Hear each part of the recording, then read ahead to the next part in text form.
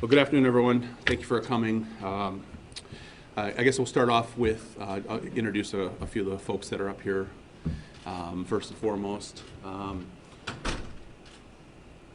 To my right, your left, have Bill Wolf from Mina's side of the family, one of her sons, Noel Devine and John Wolf. And then to my left is Janet Lowry and Stephen Swan. Those are two of David Swan's children as well. So again, thank you for coming. My name is Brian Kanicki, B-R-I-A-N, Kanicki, K-A-N-I-C-K-I. I'm the detective with the homicide unit and the case agent on the Swan homicide investigation. 6 months ago today, on the afternoon of Saturday, September 29, 2018, officers from the Clearwater Police Department responded to 1033 Flushing Avenue within the city of Clearwater, where two subjects were discovered deceased within the residence. Those subjects were soon identified as Mina and David Swan. Both had been shot and their deaths were determined to be a homicide. Clearwater homicide detectives responded and began our investigation at that time. Our subsequent investigation revealed that the victims were last seen alive on the afternoon of Thursday, September 27th of 2018.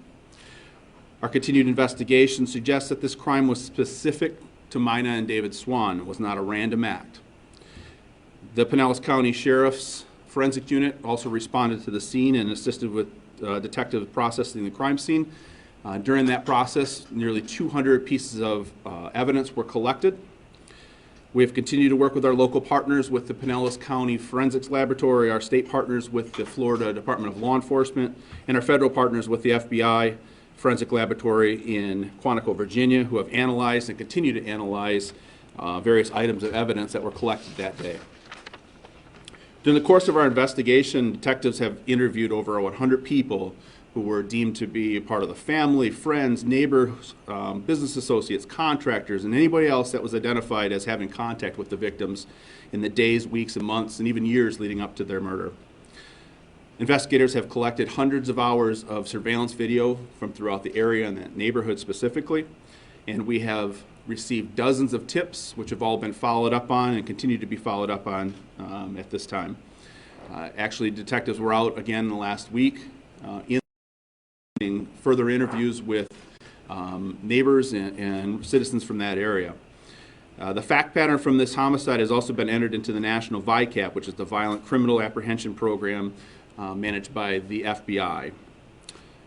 The family of both Mina and David Swan have established a reward for information leading to the arrest and conviction of the person or persons responsible for this homicide. Today, on the 6-month anniversary, we're announcing that that reward has been increased to $50,000. Outfront Media initially donated billboard space throughout the Tampa Bay region and has again committed to displaying billboards indicating this new $50,000 reward and soliciting tips and information from the public. The point is, someone out there knows something about this crime. We are again encouraging the public to contact the Clearwater Police Department's homicide unit with any and all information about these murders. The Clearwater Police Department homicide unit has a tip line being 727-562-4141. At this time, I'd like to invite Bill Wolf up to the podium. Representing the Wolf family and Mina Swan, we'd like to first of all thank the efforts of law enforcement for their tireless work in trying to find out who perpetrated this horrendous act, and that they have our full and complete support. And we also would like to thank the media for taking the time to come keep this in the public eye so we can try to get to the bottom of who perpetrated this and who took our mother's life and stepfather's life. Thank you. John, if you had any words from Noel? Hi, I'm Noel Devine, Mina's daughter. I can't believe it's been 6 months. Thank you for remembering her.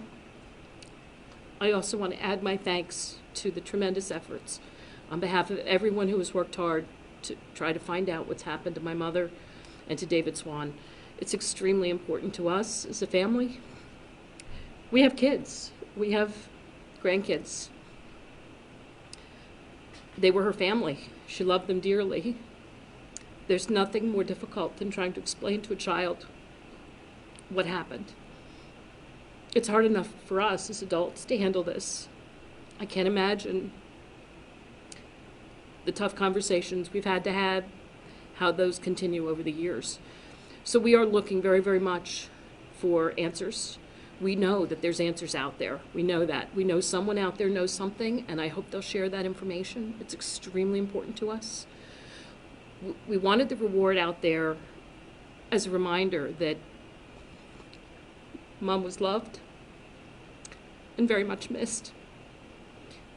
And now, the one thing that can help, the one thing that could help is finding the answers to what happened.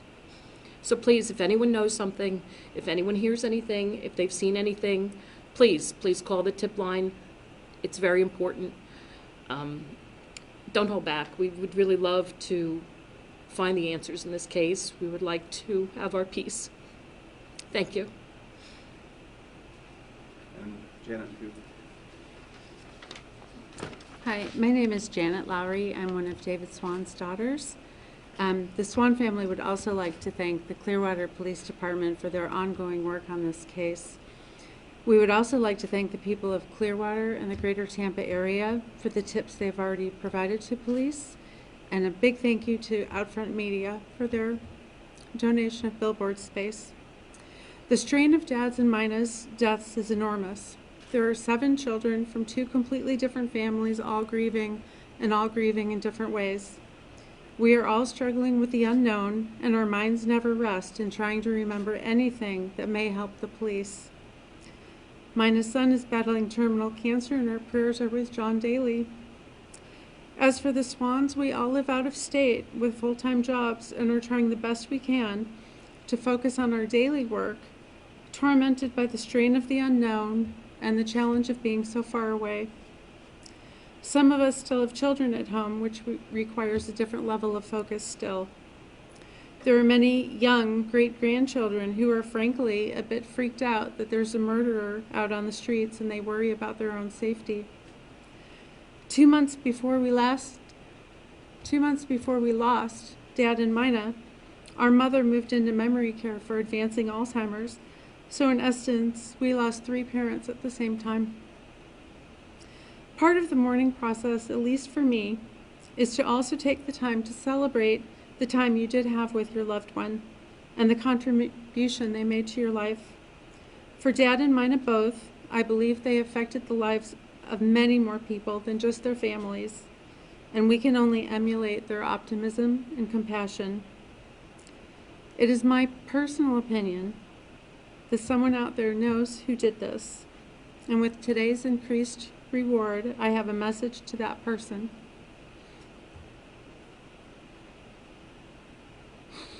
You have the power to put our hearts at rest.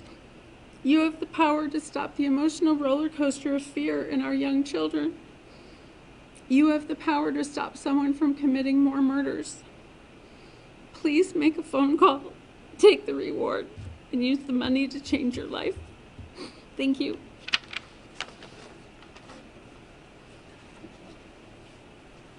I'll take a few questions if you guys have anything. With all the evidence that you guys have collected, what is it about this case that's making it so difficult to close, to solve? Every case is very unique, okay?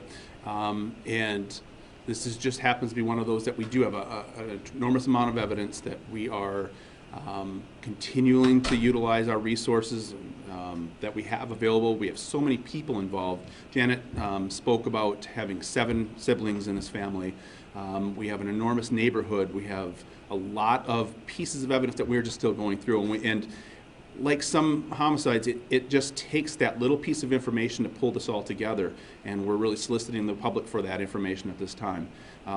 This is a tough case. I wish we could have a press conference today saying that we've made an arrest in this case. And I really believe that this is a case we're going to solve.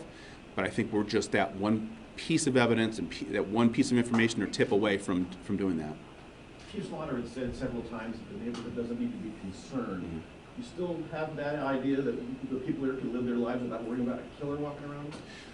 I'm comfortable with saying that this crime, this murder was specific to them. This wasn't a random act. And not only does the evidence support that, but our continued investigation supports that. I know you can't go into a lot of the specifics on the evidence, but is there anything that you can tell us that leads you to believe what you just said? I can't, unfortunately. This is very active investigation. It's something that we're working on daily. Like I said, we're out there today again talking to some of the neighbors. And we have a lot of our resources with the FBI, with the FDLE, as well as our local lab, still analyzing and still conducting some of those testing. So DNA takes a while sometimes. Can you talk a little bit more about how going back to the neighborhood helps you all? I mean, were you Sure. able to get any new information that you didn't already know? Absolutely. Each time we talk to folks, they remember something new. They have talked to other people, and it sparks some of their memories about things. So yes, each time, and it also kind of quells some of those concerns. They see that we're out there, we're still working this. This is not a cold case. And we want to stress that this is an active investigation. That every day we're out there doing stuff and working on this case. I'll take one more. Yeah, one more and then we're done. Okay. Anybody else? Yes, sir. Is there a person of interest, or persons of interest that you're zeroing in on? I really can't elaborate at this time on that. What about the family in terms of them being active? And you know, because all the time they're going to have people call you and say, what's the update? Sure. But this is an active family on both sides Yes. of the husband and wife. Just talk about their involvement and how it affects you guys positively or negatively. It's been very positive. They have been extremely cooperative with law enforcement, providing information, answering questions. It has been obviously an extremely difficult time for them, but they've been 100% cooperative with us. And it's a very large family. As Janet alluded to, they have family from Oregon to here in Clearwater, Florida, and everywhere in between. So we've had a lot of people to reach out to. We've had a lot of people to talk to, and we continue to do that at this time. Okay. Thank you, sir. Thanks. Thank you. Thank you. Sorry for asking the other question. He answered the other one so short, I thought it was okay. You're not sorry, we know. I am. I'm not sorry at all. You're not sorry. I apologize. Well, they just-